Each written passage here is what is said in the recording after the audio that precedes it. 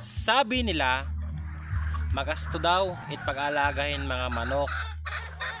Oo, maramak magasto iton pag-alagahin mga manok. Labi na kung nagtitikang ka pala.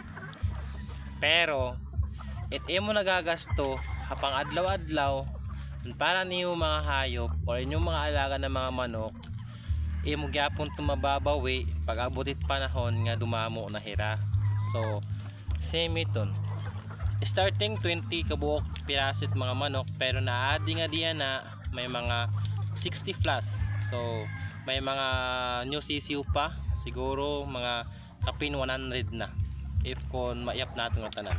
So ito nga is makakabawi ka iton kung makapamaligyan na. So asyat pag-alagayin manok, dili nimo nakikitaon kung pila nimo kikitaon. Ani mo iisipon kung paano nimo i-hold ngan padamuon para hindi na ka na kumita. So asyaleton, simla, gamitin lang yan organic nga mga pakaon para dili ka mas masyado magastusan.